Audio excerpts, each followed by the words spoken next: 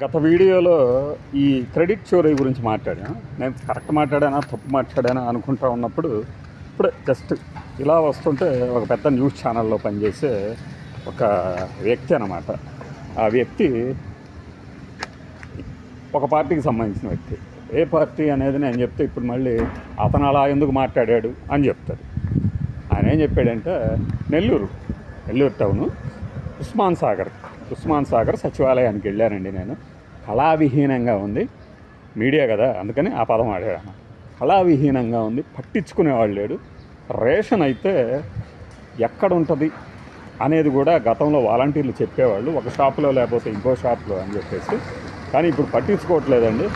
Auto వేసుకొని వెళ్ళి అందులో లేదు రేషన్ అని మళ్ళీ వెనక్కి వచ్చామని చెప్పింది. నేను అప్పుడు అన్నాను అన్నమాట, ఇదే బాగుంది అని హెడ్డింగ్ కూడా పెట్టాడు కదా ఆంధ్రజ్యోతి వాళ్ళు మరి అప్పుడు అని.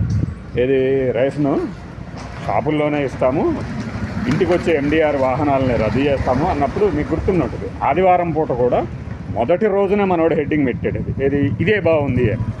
ఏది బాగుంది? ఇప్పుడు ఆ వ్యక్తి ఏ పార్టీకి సంబంధించిన వ్యక్తి మీకు అర్థమైపోయి ఉంటుంది. మరి అతనే అంత బాధపడుతుంటే మిగిలిన జనం పరిస్థితి ఏంటి? అంతెందుకు గుంటూరు ఎమ్మెల్యే గళ్ళా మాధవి గారు, ఈవిడ నిన్న కాక మొన్న ఒక సెన్సేషనల్ ప్రకటన చేశారు.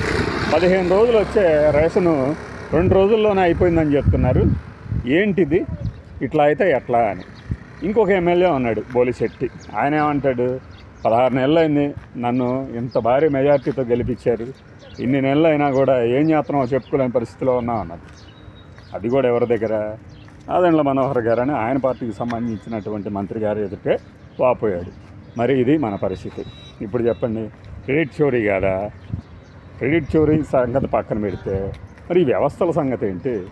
మనకు పడనే రద్దు చేసాము, ఉన్న వాటినే పేర్లు మారుస్తాము. పోనీ అవన్నా పేరు మారిస్తే మారుస్తారు అంటే ఎందుకు? విజన్ యూనిట్లు అంటే ఎవరి విజను? జగన్ విజను సూపర్ అని చెప్పడమా? సచివాలయాల ఏర్పాట్లు ఇలా మనం ఎంతైనా మాట్లాడుకోవచ్చు. కానీ ట్రోలింగ్ అనమాట. ప్రతివాడు కామెంట్ పెట్టే ముందు ఆ నెల్లూరు ఉస్మాన్ సాగర్ సచివాలయం ఒకటే కాదు, ఇంకా చాలా ఉండే ఉంటాయిగా రాష్ట్రం మొత్తం. ఒకసారి చూడండి సచివాలయాల దగ్గరికి పోయి గతంలో ఏం పనులు జరిగాయి, ఇప్పుడు జరుగుతున్నాయా లేదా. గ్రౌండ్ లెవెల్లోకి వెళ్ళి చూసి మాట్లాడితే అర్థం అవుతుంది ఏదైనా. కంఠ శోష కాదు ఇది, జనం అనుభవిస్తున్నటువంటి శోష.